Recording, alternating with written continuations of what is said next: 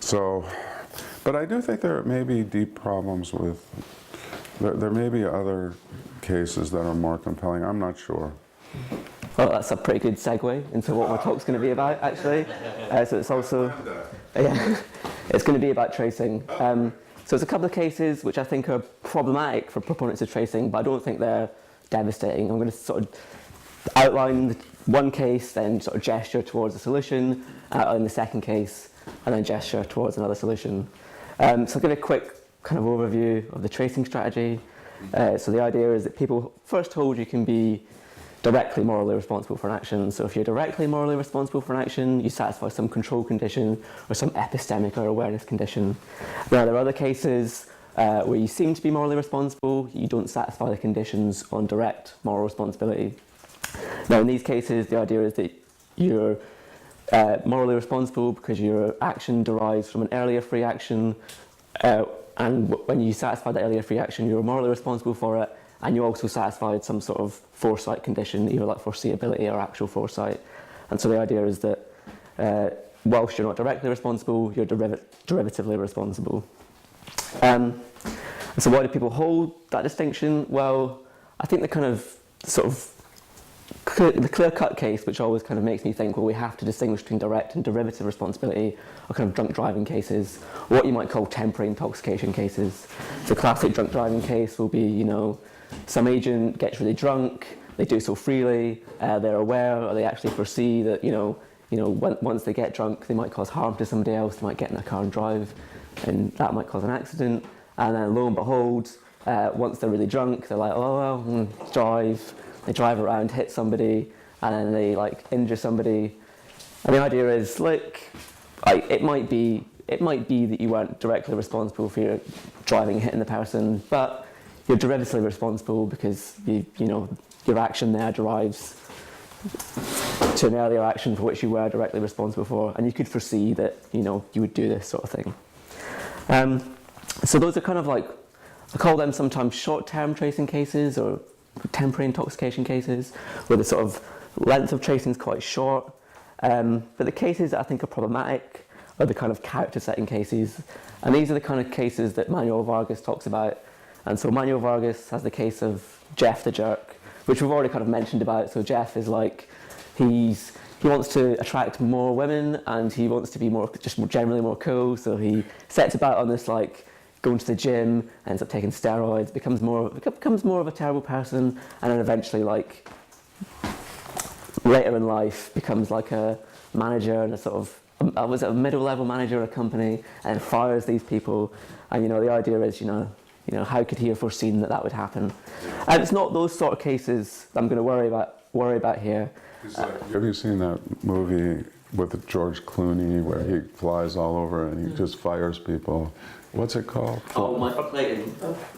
No, not Michael Clayton. Up in the Air or something. Up in the Air. George Clooney is just, he flies all over the world, and his job is to lay people off, at companies. And okay, so he's a guy like that, maybe. Yeah, the sort of case is not like that. I want to consider a case where somebody's not really an agent at all, and yet it looks like the proponent of tracing has to say she is derivatively morally responsible. And the case I'm going to call, I've called it Insane Irene, and it's about Irene. She's a highly knowledgeable biochemist. She knows all about drugs, like pharmaceutical drugs and recreational drugs. And also in her part-time, she likes to use drugs. I mean, she's not addicted to any drugs, but she likes to experiment with her uses and this and that. And she's recently doing some research on like LSD, and she's found out, LSD sometimes has this kind of untoward side effect where you can lead to a kind of permanent psychosis. You take too much, or it just affects you badly one day, and it leads to this permanent psychosis. And so one night, she's experimenting again, and she takes a whole bunch. She takes a whole bunch of LSD. How do you know all that stuff? It is true, in other words. Field research. So she takes all this and starts hallucinating, and unfortunately, like it doesn't wear off. She just continues hallucinating, and eventually she kind of, she starts getting really severe psychological effects from never being able to sort of see, like, from not hallucinating, Eventually, she's diagnosed with a kind of severe mental illness.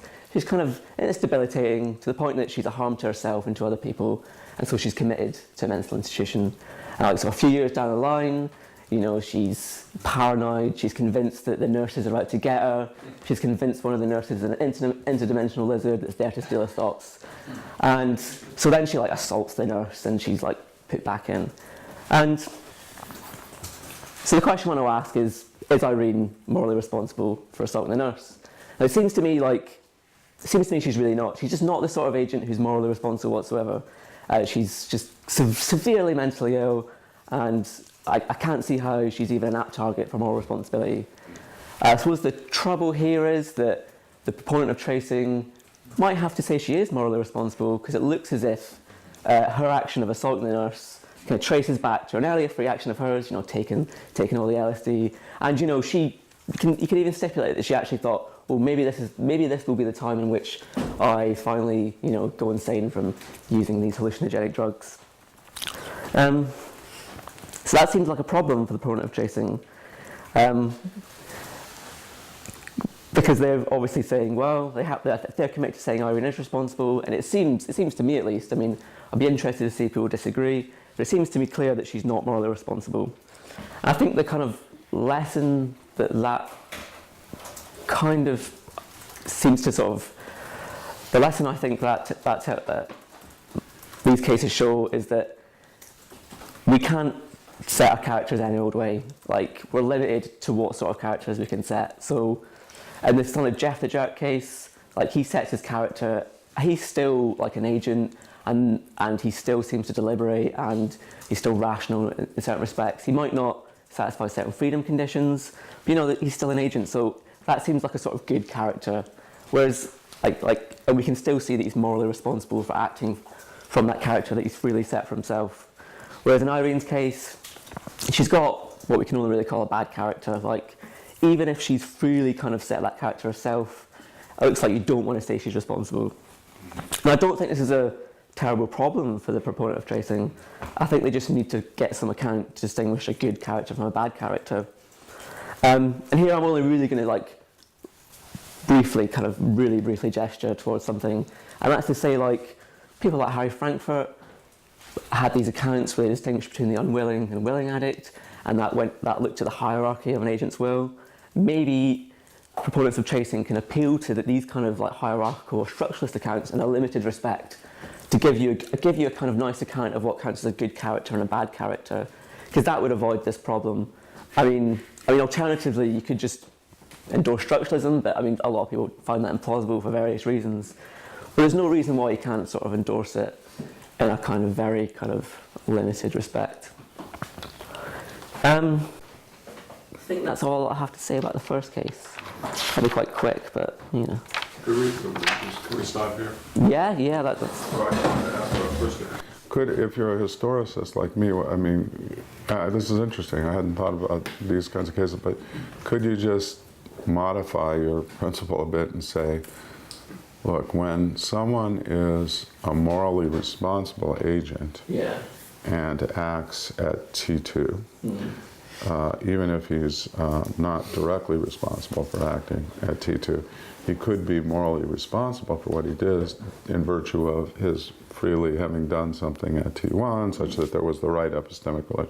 So in other words, you restrict it to cases where he is a moral agent at T2. Now, if in the case that you mentioned in St. Irene, she freely does something at T1 that then renders her not a morally responsible agent anymore.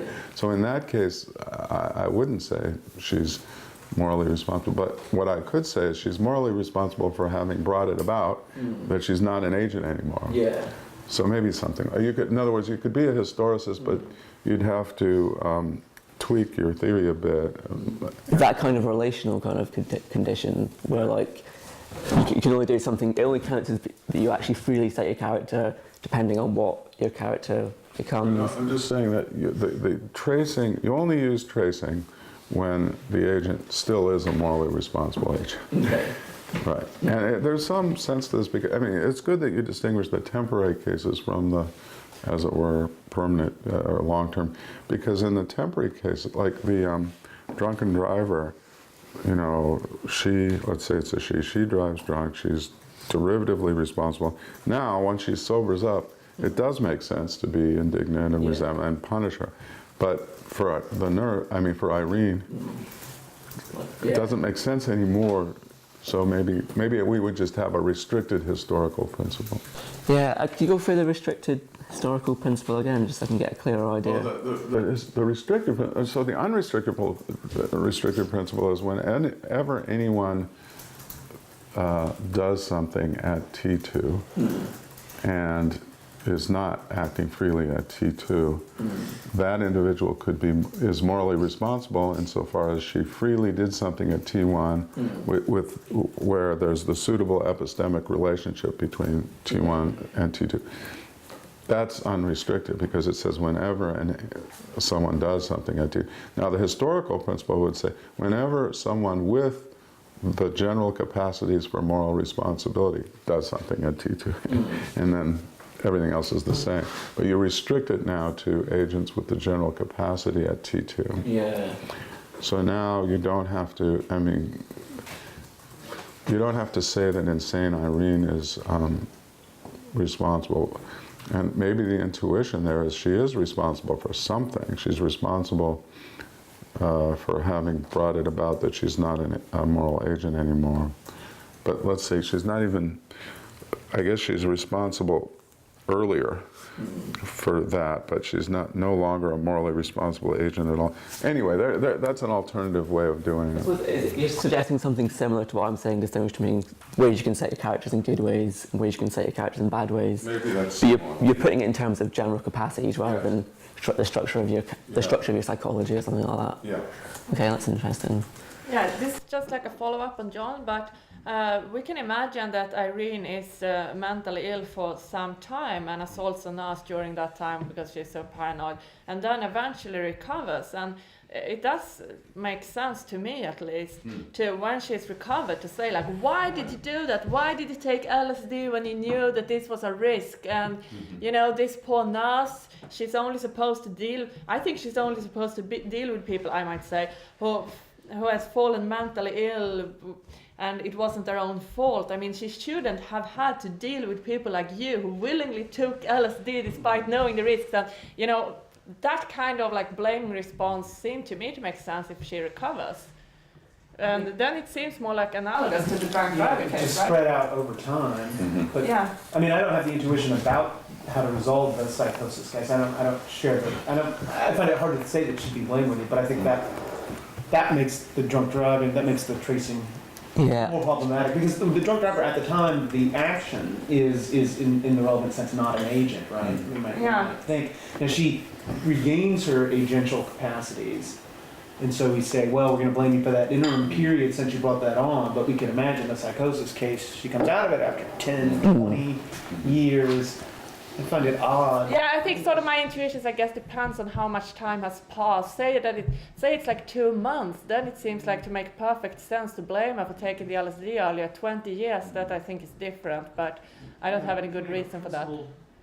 Maybe that is a principled rationale for the distinction. It's just time, and we don't know exactly where to draw the line. That it's vague. Yeah, I can't defend it, but that's like my intuition. I think I definitely share the kind of the tempo. Like, if it's a short period of time and she comes out of it, it kind of makes sense to blame her. But I think I share your intuitions there that it seems like the length of time is important to the appropriateness of the blame for the actions in the interim period. But that has to be fit into the account somewhere. We were just saying it's time without some explanation of why time matters. Maybe the second case I have might, but we'll get to that, might give us some reason to explain. So this might be, I don't know where you're going, but because I can see a situation where even if the person never recovers, you want to hold them or them when they made the decision responsible for that. So I just don't really see the problem. And blame them. Yeah, that's something I was going to ask John, because I suspect he might want to distinguish between. But I mean, if the person then turns themselves into not an agent, then it would be wrong to blame the non-agent, but you would be blaming the past self. Do you blame them just for the turning themselves into not an agent, or do you blame them for all the individual things? Depends what they intended to do. Sure, right. Right. I mean, So imagine they someone push who's salt. like maybe someone's having a feud with their family and they want to make themselves into a burden on their family, so they make themselves crazy, knowing that they're going to go and I mean that's maybe unlikely, right? But you could imagine such a thing. But what about all the other stuff that's bad that they do? But if they know do that intent? if they know they're going to do that kind of thing when they're crazy, then it seems like they would be blameworthy. I actually don't think it'd be counterintuitive to blame the kind of, let's say, the time slice of Irene who takes all the drugs. Right. But the question's not about her, it's about the one who's in the mental institution, that time slice of her, or she when she's there. Right. And so I think, if you're actually expressing blame at her earlier self, that seems fine.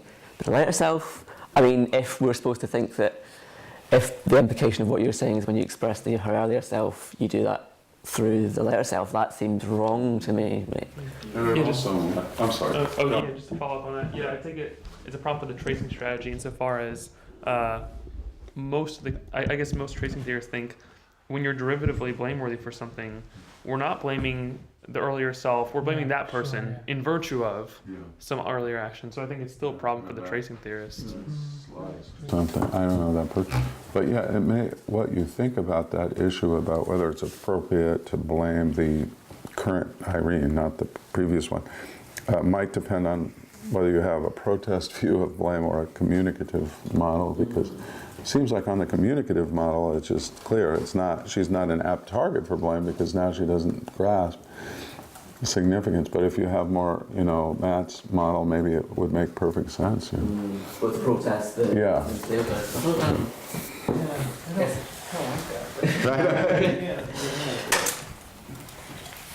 Shall I? No questions. Oh, sorry.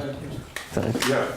You shall. Yeah, one kind of view I think would be weird is a view where you blame the current insane Irene only if she recovers ultimately, because you could suppose right now she's insane and it's genuinely indeterminate whether or not she will recover. So then it makes it sound like it's genuinely indeterminate whether or not she's in fact responsible.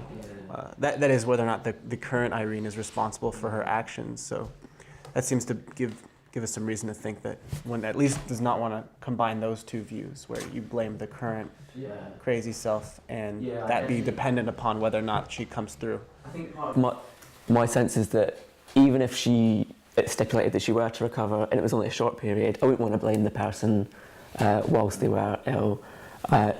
Not just because it might be counterproductive to the recovery, but also, I don't know, when they're a non-agent, it doesn't seem appropriate to blame them then. But I think in the cases that people were talking about, it's that you're blaming the person once they recovered. But, so your point is that You blame her for taking LSD knowing that these kinds of things might happen, and when she took the LSD, she was like an agent. It's interesting also, I mean, whether you think of, going back to the drunk driver, at the time he or she is drunk, is she temporarily not an agent at all? Or, I mean, in other words, remember Peter Strawson distinguished something like not being an agent at all, or not having the general capacities at all. And that could be either forever or just temporary, from a case where you're just pushed by the wind, where you are an agent. So, I mean, is the drunk driver like someone who is pushed like the wind? That's what I was thinking, that he still has the general capacities, it's just something's getting in the way right now. Or whether, is he temporarily not in possession of the capacity? I guess with the drunk driving cases, I've always found the ones which are used to support the distinction between direct and derivative blameworthiness, they're not really reflective of how people actually get drunk. So in the cases, you have to kind of imagine that it wasn't like a kind of gradual process where it wasn't like they just had one drink and another. They have to get drunk very quickly because if they're getting drunk gradually, there's lots of opportunity for them to think, oh, now my capacity, my reasoning, my deliberative processes have been kind of weakened slightly by this alcohol. Suddenly, all these options are open. All these options that previously being quite sensible. Drunk really quickly, but then also, someone who's a drunk driver typically they walk to their car, they turn it on, then they get out on the road. So it's not as though they're completely out of control. In those situations, they still retain. You don't even need to. You could say they're just directly responsible. It's just they happen to be drunk, because Yeah. they I might. think that most people who are drunk and drive or just generally do stupid shit when they're drunk. I mean, most of these people, they're still rational enough to have direct responsibility. But I mean, you can't tweak the case that the person has for a long time been drinking more and more and built up a tolerance that allows the person to enter a state where she's like completely irrational but still able to walk and talk and drive a car. That is not, it's not unrealistic if she drinks a lot. So.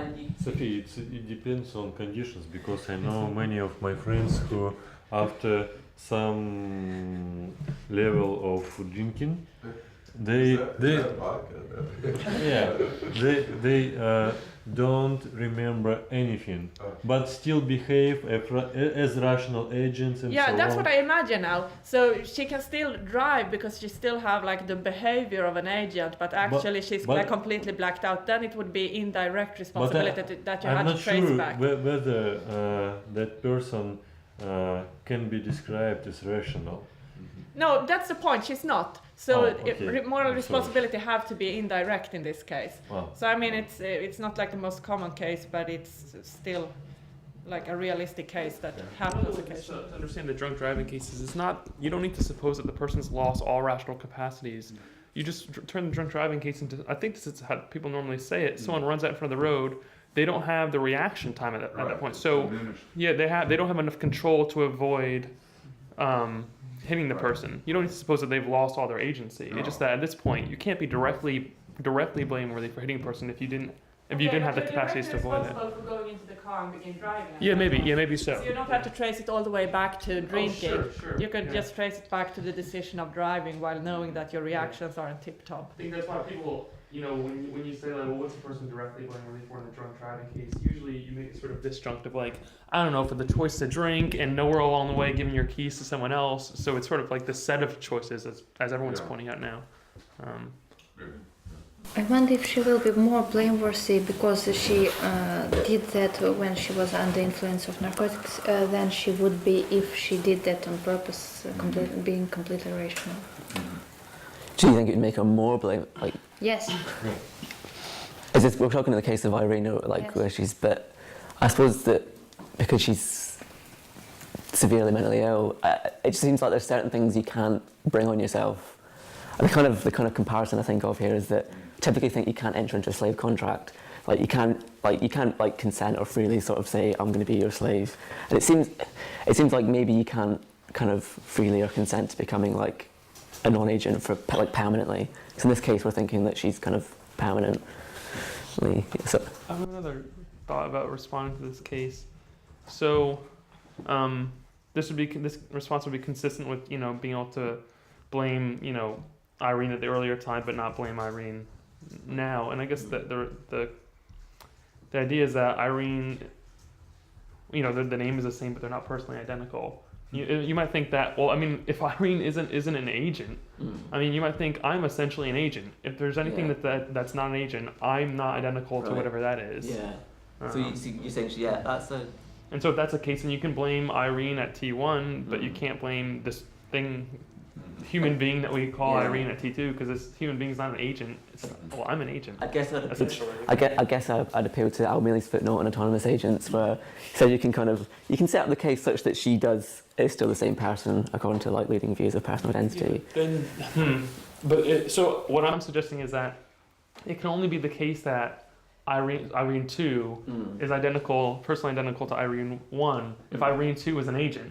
Yeah. So I'm saying Irene 1, it might be that Irene 1 is essentially an agent. Yeah. And so, but if you suppose that Irene 2 is an agent, then we're supposing that Irene 2 does have the capacities to be responsible, so you don't get the problem, I take. There's got to be a sense of agent where you don't have some agential capacities that are crucial to control and moral responsibility, but aren't necessary for agenthood. Here's a big like. Okay. I mean, I suppose one way you could say is like take the drunk driving case. Suppose somebody takes a pill that turns them into a non-agent, like it could be like a Jekyll and Hyde case. I mean, you still want, I suppose, yeah, actually no, that doesn't really respond to your case at all. Because you can still say the person who takes the pill is responsible for the high person. Maybe Matt's line is difficult because you might say like, well, there's more subtle distinctions you can draw. Maybe mine moves too quick. Because you usually like personal identities put in terms of sameness of person, not sameness of agent, or sameness of human animal or something like that. What I'm saying is a person is essentially an agent. Right. Agent is required for personhood. Yeah. You do want to avoid some like weird cases where someone, let's say someone owes a huge debt and then decides he wants to get out of it by becoming a non-person. Yeah. And now I mean, presumably, though you might not be able to blame them anymore, you should be able to get the money. I don't know. Yeah. I guess I think I can see that as like a good objection, but I think there's ways to maybe resist it. There are. But as Irene is described, I mean, in the insane case, she still sounds like some kind of agent, even if she's not morally responsible. I mean, you said she attacked the nurse because she thought the nurse was some kind of evil space lizard that's true. actually doing something for a reason, Yeah. however misguided. Space lizard or interdimensional lizard. Oh, so she Wizard made or- a- Lizard, sorry, lizard. It probably doesn't matter, but I was just wondering. It's David Icke's conspiracy theory. Okay, very interesting. To John to say though that if so, John holds a view, at least in responsibility and control, and it seems like he used to hold the view that being a morally responsible agent is required for being a person. And so you might say, well, yeah, they're an agent in the sense that they're acting, but if they're not morally responsible agent, then they're not a person, and so you can make the not personally identical line work that way. I mean, I suppose you could take that line there, but it might commit you to other implausible consequences in other areas. I'm just saying John could take this line. I don't know if I hold the view. Yeah. Friends like this. I'm not sure what to say about some of these cases, but I know I stopped you before you got on, and I don't know if you want to. Do you want to continue with? I can do the second case. Yeah, do the second case because we still have some. Really only just gonna, it's quite a quick, brief case, and maybe I won't say what my kind of suggested solution is because it's still very sketchy, but I'll go through the case. This case I call, it's not the best name for the case yet, but at the moment it's called Temporal Ted. So like, it's like Ted, he has a job interview which he doesn't get, and he finds out that somebody else called Sally gets it. Now Ted's actually a really nasty guy. If he feels like people have wronged him, even if he's actually incorrect about that, he likes to get his revenge. So he thinks that because Sally has got this job over him, that she's wronged him in some way. So Ted, being a pretty nasty guy, he was pretty nasty before, but this sort of event has made him really nasty. And he's like, well, I'm not just gonna, do something I want to do something that really harms Sally. So what he says is like, well, I'm not just gonna, take my vengeance on Sally. I'm gonna take on her children and her. It's like just really get back at them. And so it turns out Ted, I don't know how he didn't get this job because he's also quite a talented kind of neuroscientist inventor, conveniently. So he creates this machine, and it's a manipulation machine. And so he programs the manipulation machine. He sets it for like 50 years. He's quite confident he'll live for the next 50 years. So he sets it so that, if Ted hasn't kind of exacted his revenge on Sally and her children, and he wants to kill them because he's just really angry. That machine is going to manipulate him in a kind of very heavy-handed and sort of agency undermining way, or maybe not agency, but in a very heavy-handed way, like literally control him like a puppet so that he kills Sally and her children. Who's being controlled? Ted by the machine, but he's programming the machine to sort of set it up to do it to himself. And so then he sets the machine just before he programs the machine, finishes programming the machine. He also sets it to sort of erase his memories of this event, just so he can't change his mind. So if there's he worries that like 25 years down the line he might have changed as a person. He doesn't want to sort of remember the machine and then destroy it. So he sets it to erase his memory. Turns out the machine also erases his memory of ever knowing about Sally or that entire event. So he just kind of wakes up like the day after his interview and convinces himself, I probably got too drunk and forgot to go to my interview. He forgets about this whole event, and he gets on with his life. He doesn't know that the machine's there, kind of hidden away, waiting to be activated 50 years later. And as time goes on, he just gets less and less nasty. Like, you know, he meets nicer people, they encourage good values in him, nice values keep going. And one day he happens to meet Sally, like he gets on and she kind of makes him become a nicer and nicer person. And like they eventually have children. And like she doesn't know anything about Ted's story because, you know, like she just got the job. And Ted doesn't remember any of it. He thinks, oh, she's great. She has this great job. He's quite jealous of. But, you know, he gets over that. And then, and, you know, it gets to like 45 years later and he looks back on his former self and like thinks, yeah, I was a really nasty person. I know that was me, but, you know, I've changed now. I mean, maybe he's found religion. He's become a very nice guy. And like he tries to educate other people who are also nasty people into becoming nice people. And a few years later, you know, like... And then, you know, gets to 50 years, you know, the machine activates, manipulates him in whatever methods that required, radio waves or whatever, and controls him, and he kills Sally and her children, which are also his children. Really sad. It's a really dark and sad tale. Now, It's a plot for a movie. Yes. yeah. Say about it that you even came up with this case. It was just one step at a time. One step at a time. Okay. So, I mean, the question is Ted morally responsible for killing his wife and children? Now, so like, I want to say no, right? I really want to say no. But it looks like proponent of tracing kind of might have to say yes. So it looks like his action, we'll say it's enough to be an action of killing his wife and his children, traces back to an early free action where he foresaw, like he actively intended that this would be the outcome. But that just seems like the wrong result to me. It looks like because he's changed so much as a person, like it doesn't seem like he can still be responsible. I was just wondering what people think about that. What are people's thoughts about that case? So I think he's not responsible because his killing is not an action of his that he does. Okay. Because he's programmed the machine to use himself as an instrument. So I don't think he's acting, and I think he's too different from his previous self Okay. to So- maybe be the same. I suppose the fact he's not acting might not really matter, because say he'd set the machine to do that to himself, you know, 50 years earlier, he'd still be responsible. Yeah. So it's got to be the difference. It's got to be the difference. I think it's, and that's maybe tenuous, I guess. I realise that's a weak. Well, could he set things up so that 50 years later he is manipulated in the way in which, you know, Paraboom imagines in the first case Plum is manipulated, where you still have an action. But Yeah, I suppose you can do it. Like, but then there's still a question of whether maybe he would be responsible then, because we say, yeah. that's what you should go for the sort of non-agent kind of action, like, then. Well, that non-agent action sounds a bit weird, but you know, they kind of gets controlled like a puppet, so he's literally not. Maybe responsible though for the upshot still, even though you're not acting. You know, are you responsible for the death of the children? Well, but the prior self would be. Right. But if there's a break in personal identity, There's no break in personal identity. So you want to set up the case so it's only gradual changes throughout. So he's still psychologically continuous. Even if he's not psychologically connected to his past self, there's still a continuity because you get these overlapping chains of connectedness. Yeah, it's a difficult case. Yeah. Well, okay, Yishai and then Matt. I get the sense that he is responsible, but that the responsibility is largely mitigated.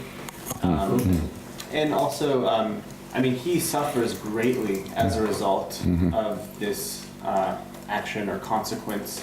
And so, I mean, I think we at the very least get the intuition that it would be wrong to display resentment towards his current self.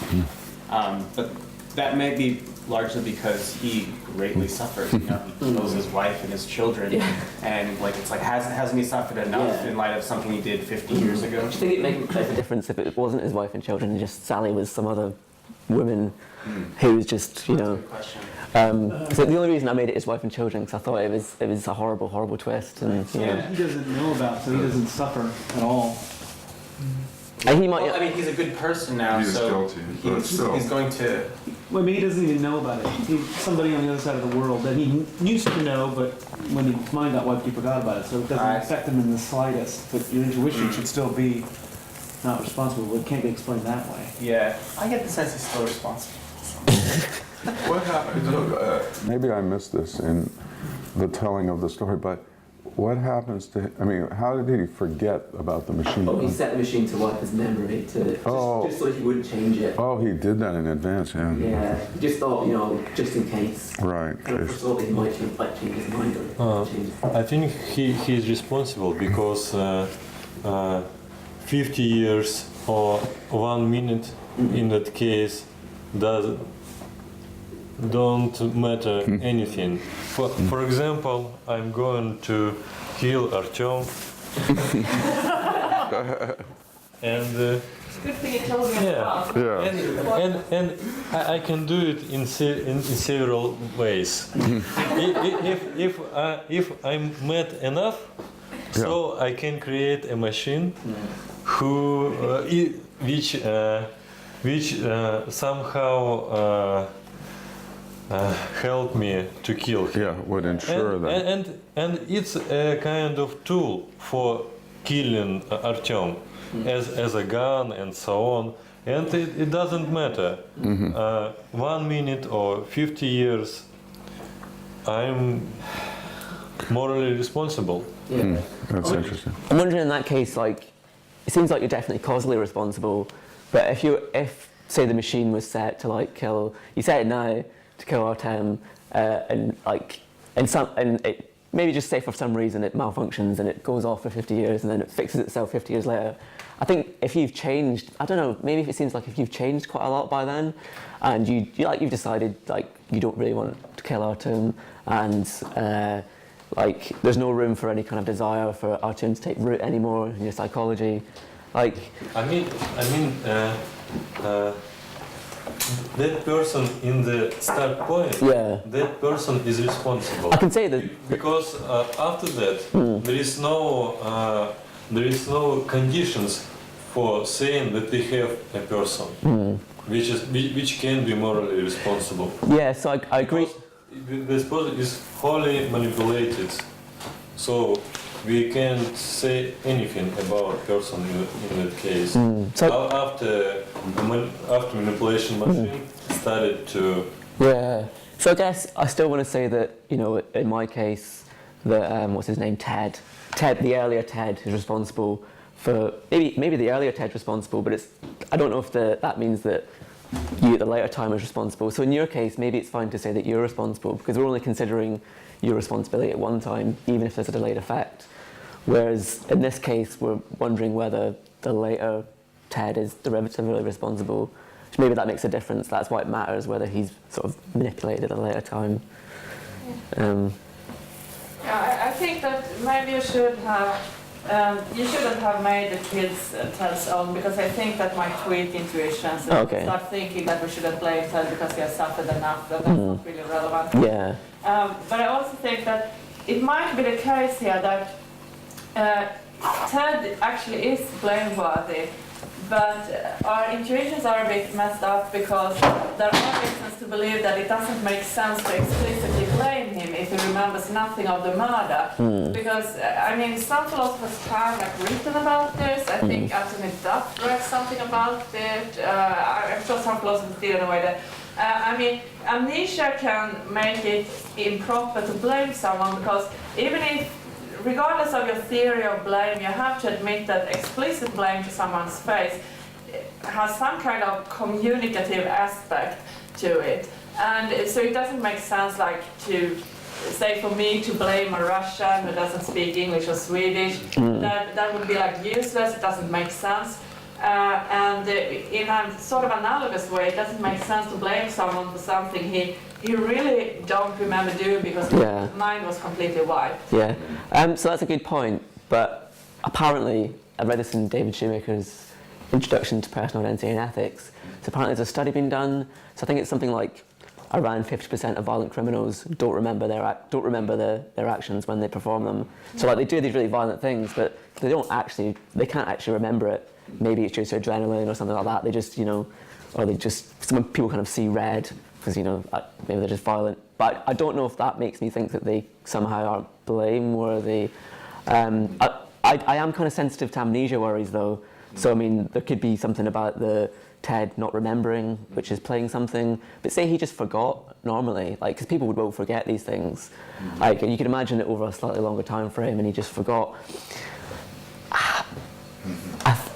I don't know. Like, I think if you're a proponent of tracing, it might be difficult for you to say that the loss of the memory is going to make such a big role. But I don't know. Like, that's a point where my own thoughts kind of differ. So I haven't really settled on what I think. And I don't know if just forgetting is different from forgetting as a result of an impairment. Like, there are now people who committed atrocities or helped during the Nazi era who are alive, but they're suffering from Alzheimer's, and still prosecutors sometimes seek to prosecute them, and it's not clear.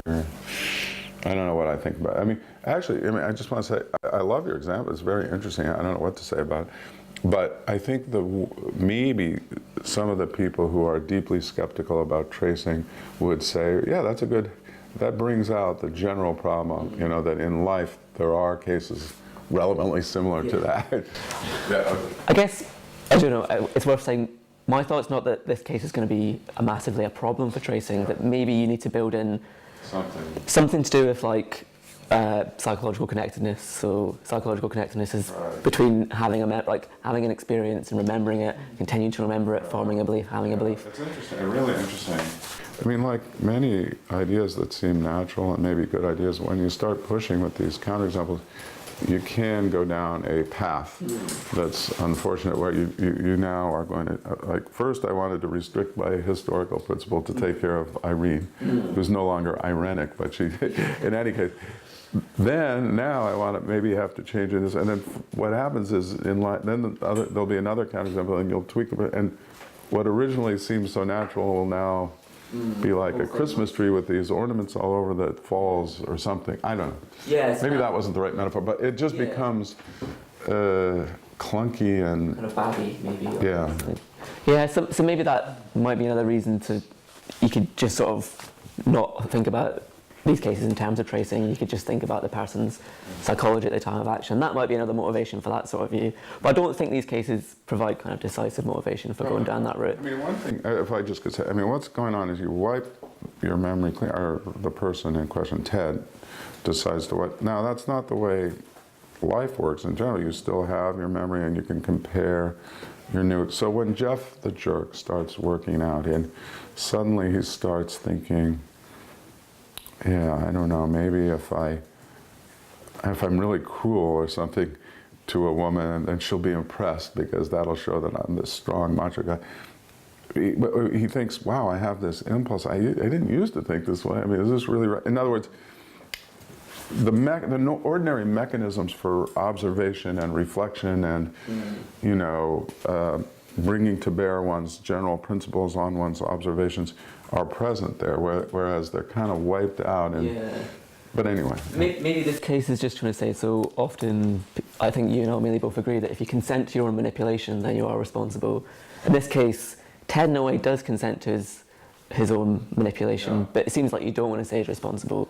So maybe it provides a little counterexample to that. But maybe my idea is that consent doesn't track personal identity. It might track something like psychological connectedness. And I can't remember, but I knew somebody who was doing a PhD on advanced directives. So like advanced directives to say, like, if I get no resuscitation, or if I get Alzheimer's, in certain countries I think you can ask to be euthanized. And so there are worries there that in the Alzheimer's case, that, like, are you really the same? Like, can you really, even if you're the same, identical in some sort of biological sense, can you really kind of have rights over yourself and that? No, but there are many cases of killers who decided to kill someone and have a deep psychological reason to do it.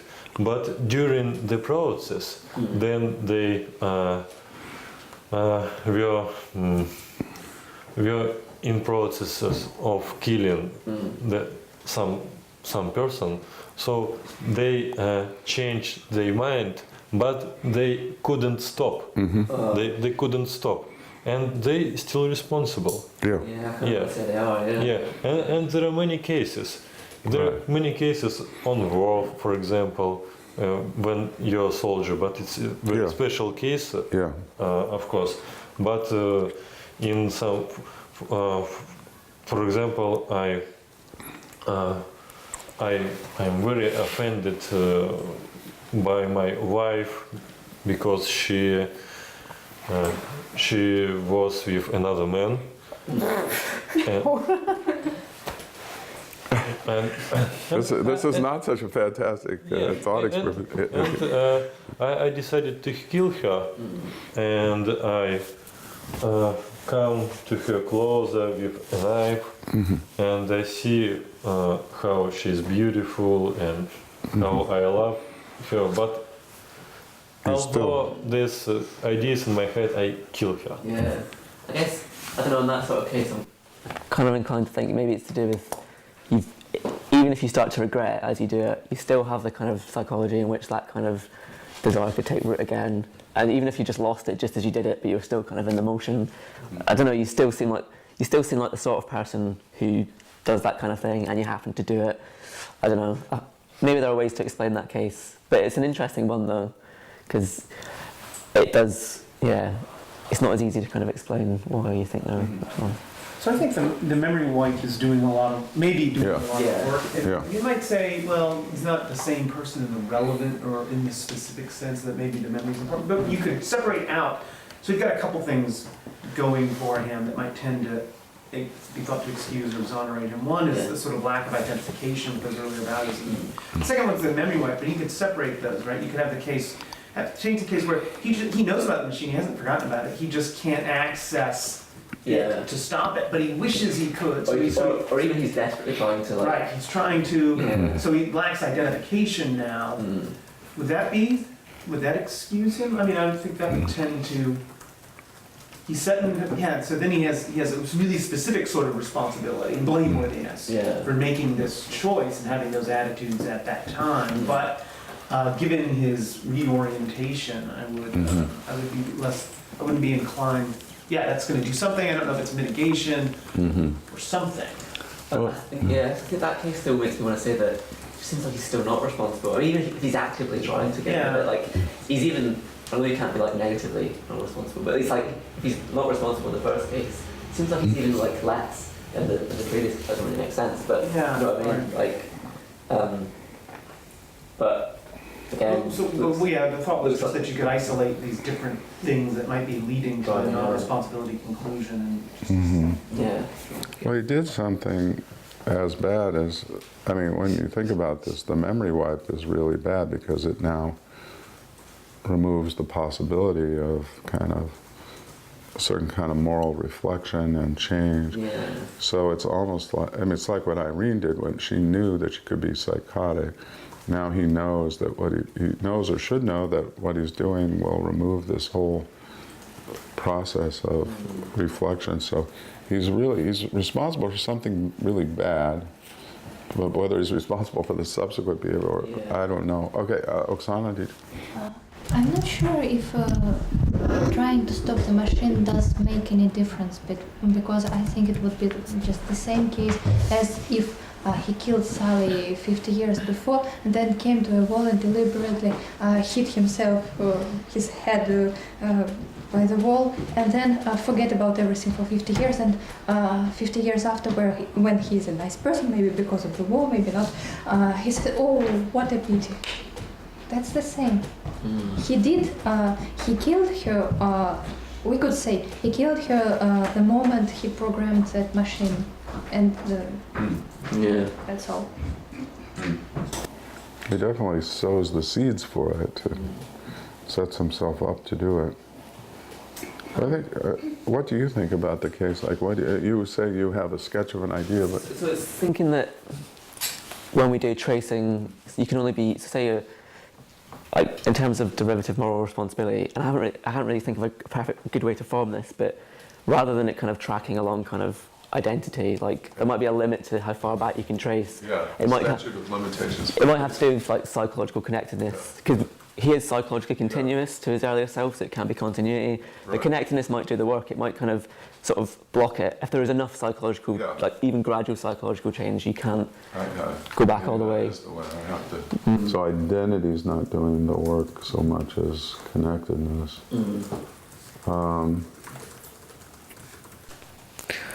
I think that I need to think of a good way to kind of phrase it and form that kind of proposal, but that seems like the neatest way, and it also makes sense of maybe in these cases of advanced directives, because I think that may be one line that people take, is to say, like, you know, even if you're identical to the later self, you have to be in some way psychologically similar to them to have kind of certain rights over them. But people disagree about that, because people say, well, it's my body, I have rights over it. So maybe that solution doesn't work in that case, but I'm only really bringing that in as a kind of parallel, not as my actual. What if okay, so there's the initial act of setting up the machine, and you might say that's the crime. I mean, really, like, if I fire a gun with a really slow bullet that takes years to get to Dan, when did I commit the crime? When I pulled the trigger or when the bullet hits them? Plausibly, it's when I pulled the trigger. Plausibly, the crime is when he builds the machine. So think about a case where somebody, and this is modeled on something Sophia was talking about, this book that she read, the science fiction book, where a guy does a lot of bad stuff, but then he manipulates himself so that he's got a new personality. You know, let's say he's the same person in some relevant senses, but he disavows all that stuff. Yeah. And my tendency would be to say, well, he's not blameworthy. But that's partly because the crime is in the past. It's prior to the manipulation. But in this case, in a way, the crime is initiated prior to the manipulation, but the outcome occurs after. But you might think that shouldn't matter. That it should be just like the case where the initiating event and the outcome, the consequence are both prior to manipulation. I guess I can't. For me, it doesn't seem to matter, but I need to think more about the cases. It reminds me that they say that this death about the slow bullet. So I think it was somebody who was in the car when JFK got shot, recently died. I think it was, or it might have been when, no, it was when Ronald Reagan got shot, one of his aides, and he was left incapacitated. And so when he died, they gave the ruling of like homicide, even though like he actually survived being shot. They decided that it was being shot that led to his death in his 70s. There is this literature on it, The Time of a Killing, which deals with this stuff. Judy Thompson, Kadri Vivlin, I think, has written about it. But The Time of a Killing, where you have this. Any other comments or questions about this? So ultimately, where do you see it going? Do you see yourself as a defender of tracing, but? Initially, I thought it would be much more critical of tracing, but then I thought, no, that's going a bit. I don't think this gives you any reason to sort of give it up. You just need to modify it. We need to sort of tweak it. And it is kind of a fairly new kind. There's more and more literature on it, so it's expected that people will want to give more nuanced accounts of tracing. So I think it's good to look into it. And so that's the kind of thing. If I was to write this up into a paper, I'd aim to give a kind of more nuanced account of tracing, which I think once you get around these sorts of cases, like I think tracing should be fine in a certain respect. Table. Good. So let's take a break. How long should we just have one after the break?